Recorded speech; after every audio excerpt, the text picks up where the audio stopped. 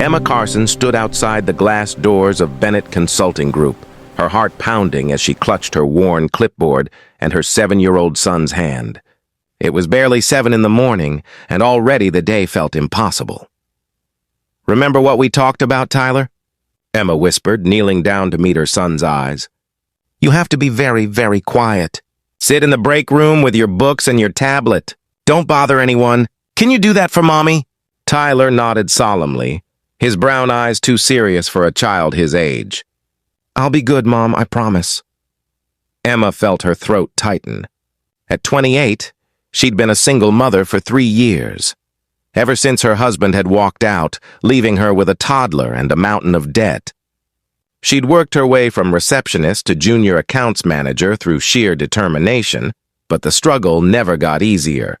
Every day was a careful juggling act of childcare schedules, work demands, and the constant fear that one misstep would send everything crashing down.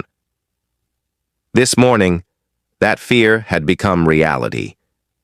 Her babysitter had texted at 5:30 a.m., "Family emergency, couldn't watch Tyler." Emma had called every backup option she had. Nothing, and she couldn't miss work.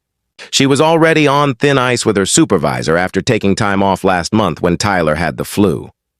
So here she stood, breaking company policy by bringing her son to work, hoping desperately that no one would notice or care. They made it to the break room without incident. Emma set Tyler up in the corner with his backpack full of books, his tablet loaded with educational games, and a snack she'd packed. "I'll check on you every hour," she promised. "If you need anything, text me." "And Tyler—" "I know, Mom, stay quiet. Don't bother anyone." Tyler gave her a small smile. "It's okay. I've got this." Emma kissed his forehead, blinking back tears, and headed to her desk. For 3 hours, everything was fine. Emma worked through her morning tasks, checking her phone periodically for any messages from Tyler. Nothing. He was being perfect, just as he'd promised. Then, at 10 o'clock, her supervisor, Linda, appeared at her desk, her face tight with disapproval. "Emma, I need to see you in my office, now." Emma's stomach dropped. She followed Linda down the hallway, her mind racing through excuses, explanations, anything that might save her job. Linda closed the office door and turned to face her, arms crossed. "Is there a child in our break room?" "Linda, I can explain. Do you have any idea how inappropriate this is? This is a professional workplace, Emma, not a daycare center." "I know, and I'm so sorry. My babysitter had an emergency, and I had no other options." Tyler is being completely quiet. He's not bothering anyone. "I promise this won't happen again." "You're right. It won't happen again," Linda interrupted coldly. "Because you're fired. Effective immediately. This is the final straw, Emma. You've been unreliable for months, calling in sick, leaving early, now bringing your child to work. We need someone we can count on." "Please," Emma said, hating the desperation in her voice. "I need this job. Tyler and I will lose our apartment. Please, Linda, I'll work extra hours. I'll take a pay cut. Just please don't fire me." "The decision is made. HR will process your termination paperwork. You have 1 hour to collect your things and leave the building." Linda's expression didn't soften. "And take your son with you." Emma walked back to her desk in a daze. Around her, colleagues whispered and glanced away. Everyone knew. Everyone had seen her humiliation. She was packing her few personal items into a box when she heard a commotion near the elevators. The CEO was on the floor, something that rarely happened. Michael Bennett, the 35-year-old founder of Bennett Consulting Group, was known for being brilliant but distant, more comfortable with spreadsheets than people. Emma ignored the murmurs of excitement. She didn't care about the CEO right now. She cared about how she was going to feed her son next week. She was heading toward the break room to get Tyler when she heard her name. "Emma Carson?" She turned to find Michael Bennett standing behind her. Up close, he was younger than she'd expected, with dark hair and sharp features softened by an expression of concern. "Yes, Mr. Bennett? I heard you were just terminated. Is that correct?" Emma felt fresh humiliation wash over her. Of course he'd heard. The CEO probably reviewed all terminations. Yes, sir. I was just collecting my son and leaving. Why were you fired? Emma swallowed hard. I brought my child to work. My babysitter had an emergency, and I had no other options. I know it was against policy, but where is your son now? In the break room. He's been quiet all morning. He hasn't bothered anyone. Show me. Confused, Emma led Michael to the break room. Tyler was exactly where she'd left him, sitting cross-legged on the floor in his blue hoodie, completely absorbed in a book about space. He looked so small, so vulnerable, and Emma felt tears threaten again. Michael stood in the doorway for a long moment, just watching Tyler. Then he did something unexpected. He walked in and sat down on the floor next to him. "What are you reading?" Michael asked. Tyler looked up, startled, then showed him the book. "It's about black holes. They're really cool. They can trap light and everything." "I know," Michael said gently. "I used to read books about space too when I was your age." Tyler's face lit up. "Really? What's your favorite planet?" "Saturn. I like the rings." Michael smiled, and Emma saw something shift in his expression, something vulnerable and human. "Can I tell you something, Tyler? When I was 7 years old, just like you, my mom used to bring me to her office sometimes." Emma's breath caught. "She was a single mom," Michael continued, his voice quiet. "She worked as a secretary at a law firm, and sometimes, when she couldn't afford a babysitter, she'd bring me to work. I'd sit in the break room just like you, with my books and my homework, trying to be invisible." Tyler's eyes were wide. "What happened?" "One day her boss found out. He fired her on the spot. Said it was unprofessional, that children didn't belong in a workplace." Michael's jaw tightened at the memory. "I never forgot how that felt, watching my mom cry, knowing it was because of me, knowing that someone had decided we didn't matter enough to deserve a chance." He difference. Looked up at Emma, and she saw tears in his eyes. "I built this company because I remembered being that kid. Because I promised myself that if I ever had power, I'd use it to make sure no one had to choose between their job and their family." He stood up. "Emma, you're not fired. In fact, I'm promoting you to senior accounts manager, effective immediately, with a 20% raise." Emma stared at him, unable to process what she was hearing. What?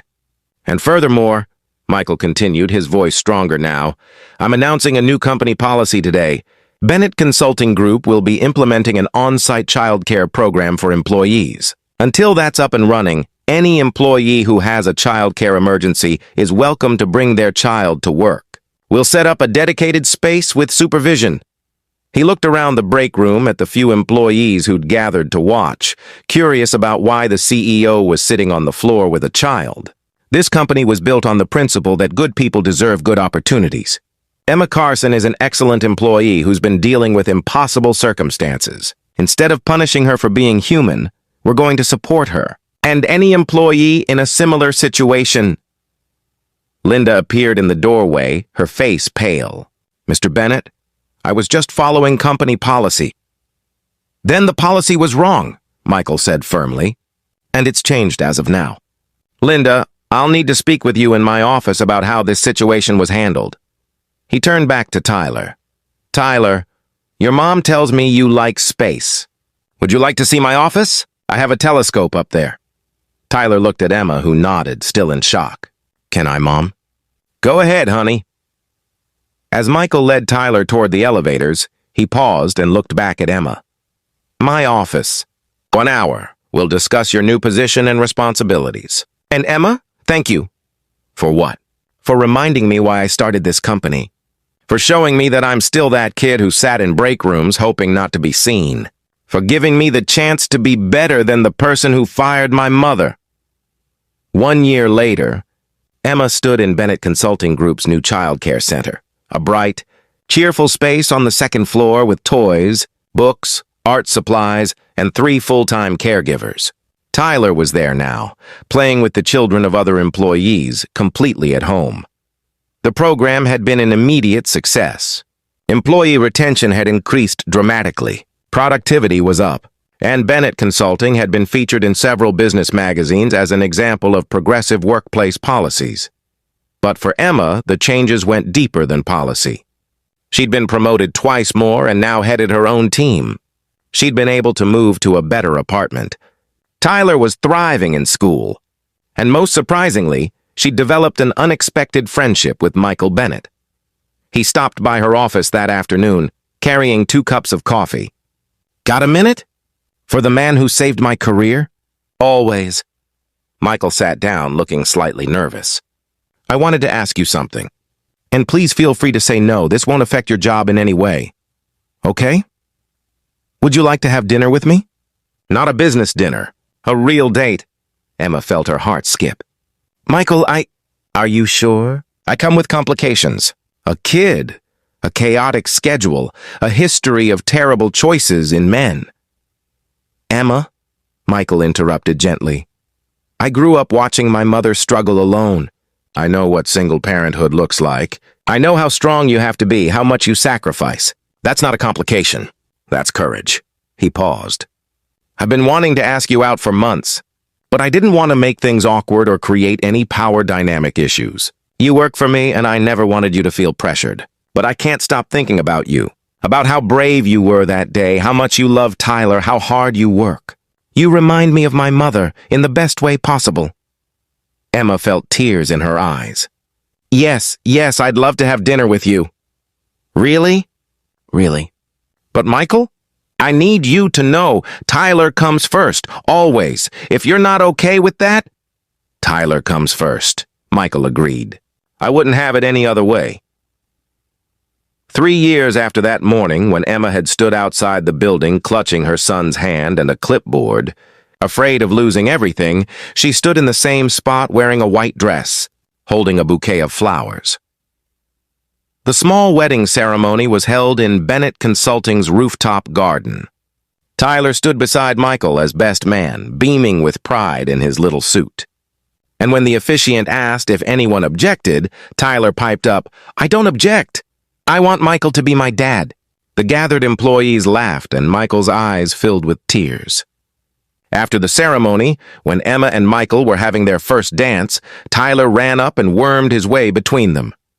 "Group hug," he demanded, and they obliged, the 3 of them holding each other as the sun set over the city.